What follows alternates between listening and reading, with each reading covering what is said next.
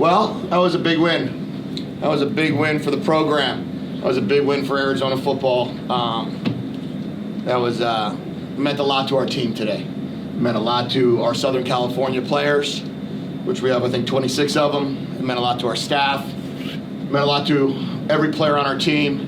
It meant a lot to Jaden to come back after the game he played a week ago and go 22 for 28 and 320 yards or something, and 6 for 6 in the red zone and no turnovers. Meant a lot for our defense to get the stops they got. For Coach Nansen, I'm sure it was personal, and did a fantastic job, as did Coach Kafusi in their preparation this week. But in the end, I would give it the credit to our players. Our players, that was a fun game. Our players played hard, and they got to enjoy it in the locker room, which was awesome. And then we have 2 weeks left that are guaranteed to us, and we're going to do everything we can to find a third after that. So we're excited, and that was a very good football team we just beat, and we know that. And it's a top 10 team in the country, and we went on the road and won, and we're very proud to say that we did that. What do you think of the defensive game plan by Johnny tonight? I think it was pretty good to hold that team to 28 points. It's probably one of the top 5 explosive offenses in college football. They've been scoring at a ridiculously high number each week. They've been doing this now with Dorian for 5 years. They have Chip is a fantastic offensive coach. Dorian is an outstanding quarterback, and to hold that team to 28 points, Johnny, the whole defensive staff, and the players did a great job. How important was it just to finish in a game like this? To finish? Yeah, to finish. Yeah, finishing was huge there. We got, to stop them on 4th down, then to drive it and use, I think, about 4 minutes of the clock, make them use their timeouts, convert on 2 third down short yardages, to get ourselves in a situation where it was 4th and 5 on the 6. I felt at that point we were going to kick the field goal and make it a 1-touchdown game. They had no timeouts. There was going to be a minute left to go up 6, and then for our defense to play the way they did, keep them in bounds. I don't think the clock stopped once other than for a 1st down. So every time that they caught the ball in the middle of the field, we got to tackle them and use all 12 seconds, 14 seconds, and two big time plays. How big of a factor was the pass rush tonight? You guys had 3 sacks, 7 tackles for loss, pressured him on both 4th down plays. Yeah, I mean, you answered the question, right? We had 3 sacks, 7 tackles for loss, and pressured them. That's the difference, right? That we've been, we had a turnover today. So the last 2 weeks now, we've had 3 turnovers, 3 takeaways on defense. This week we were +1 because we had no turnovers on offense. We had 3 penalties on the game. We had 3 sacks. We went a span that we weren't getting sacks, we weren't getting pressures.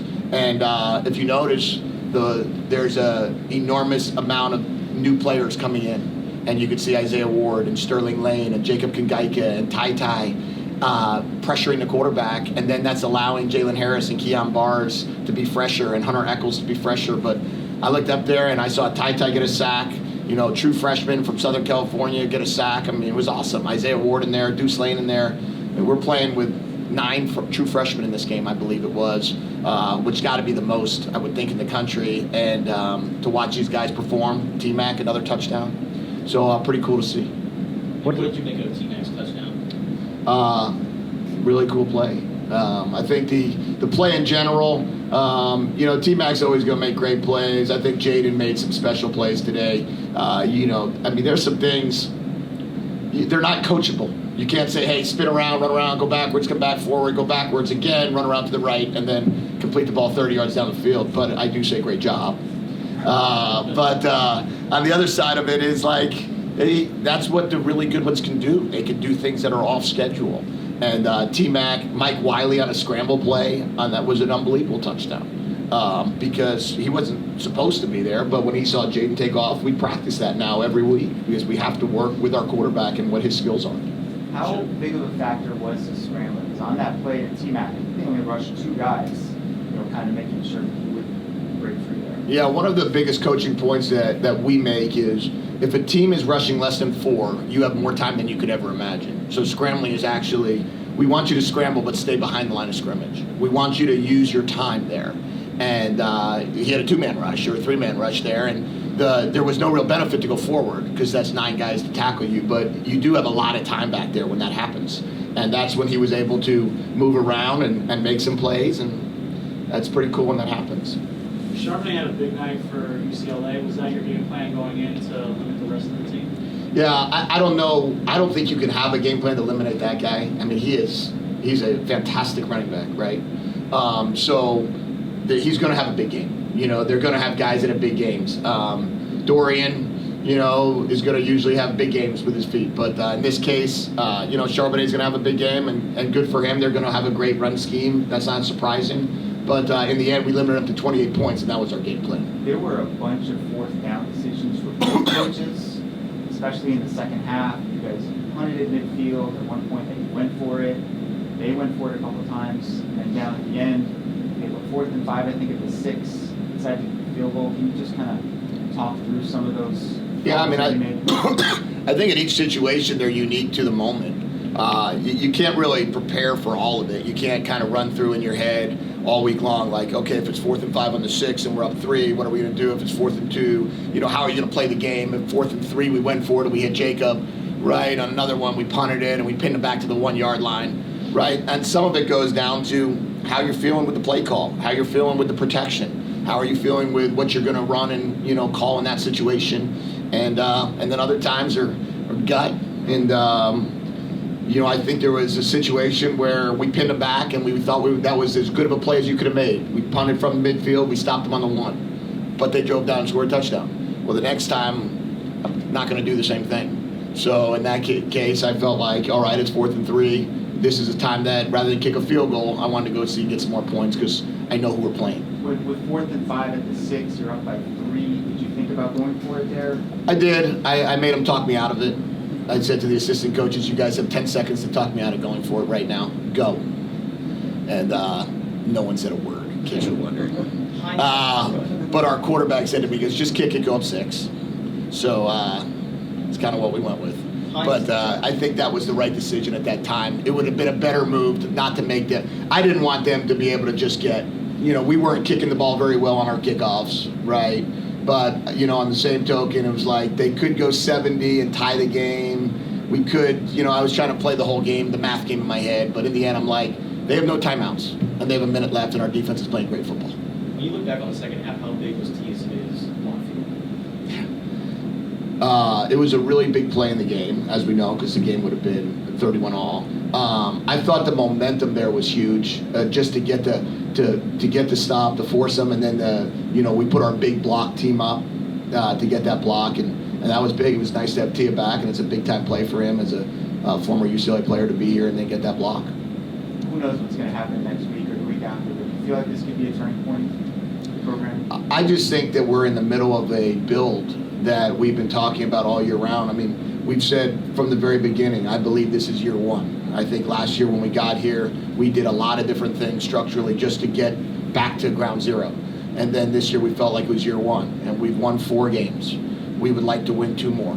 But we're going to just continue to build and grow and look at getting better every week rather than focusing in necessarily on the final outcome, and just know that if our team continues to get better, more recruits will want to come here.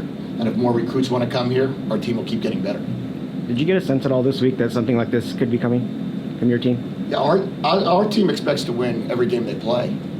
So I don't think that our team was any more or less surprised. They get more surprised, I think, when we don't win than when we do. And that's what we've tried to push to them over the course of this season. And they were excited about this one. It meant a lot. It really did. It meant a lot to all of us personally and professionally. And it was fun to watch our kids smile and dance in the locker room. What happened to Jordan Morgan, and how did your offensive line hold up with that? That was a tough one because, you know, I think he'll be okay, first of all. But we did hold him out for precautionary reasons to make sure everything is structurally fine with his lower body. And but I think he'll be fine. But we wanted to make sure of it based on a lot of reasons. And there was some things that we had to deal with. There was an opportunity that we had T-Mac on a shallow crosser that would have, on a 3rd down, that we wound up having a protection issue that we had to work through. And there was a couple things, but I thought Sam came in and did a great job. You know, you're going against a guy had 8 sacks, and he battled and did a great job all game. Jedd, I know you talked about Johnny, but did this win more personal or more satisfying? No, I think for all of us as coaches, it's our responsibility to put together the best possible plan for our players. And regardless of if you've coached at a team or not, I don't know if you've seen my resume, but I've coached at a lot of them. So I would just say in this case, for me, it's just a matter of, hey, our job is to play the best we can every Saturday. And it's my job to call the best game I can on offense and to prepare our team the best I can. And it's not personal in that regard as much as it's for our team to be able to get wins. Even though you didn't score a touchdown on your last drive, how important was it to chew up the clock and just move the ball into kind of, just chip shot for the ball? Yeah, it was critical. I mean, we had 34 and a half minutes time of possession in this game. And 4 minutes of it came in, or 3.5 minutes came in that final drive where we made them use all their timeouts. I didn't throw a pass, maybe one bubble or something like that, just to, because of the blitz that was coming. But other than that, we felt like that was the way to play this game. We felt like that was the way at the end. We didn't want to give them any time left. So for us to chew it up the best we could have gotten a first down at the end on the one, but we wound up on 4th and 5, decided to go for it. How would you describe the feeling of seeing that last pass, sailing through the air, diving attempt, falls to the ground, players running on the field? It's pretty cool. It was really cool, actually. And I'm excited for our players, and it was great that their smiles make all the difference in the world. It's why you coach college football, so you can go and look at the smiles of 18 to 22-year-olds that absolutely were ecstatic when the game ended.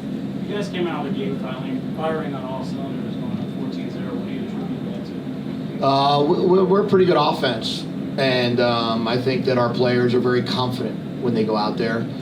We have very high standards and high expectations to score when we have the opportunity to touch the ball. We were disappointed we didn't score the first drive, and we scored on the second and third.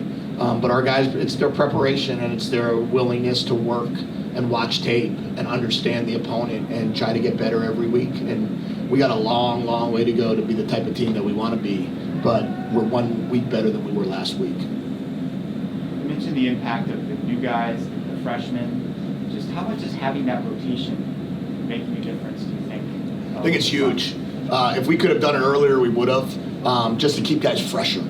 I think you could see the freshness in the pass rush when you could substitute more defensive linemen through. Really, I looked the other day, I think our 3 receivers have played the most amount of plays in all of college football. Because we really haven't had an opportunity to substitute a lot of players on our team right now as we're building the depth.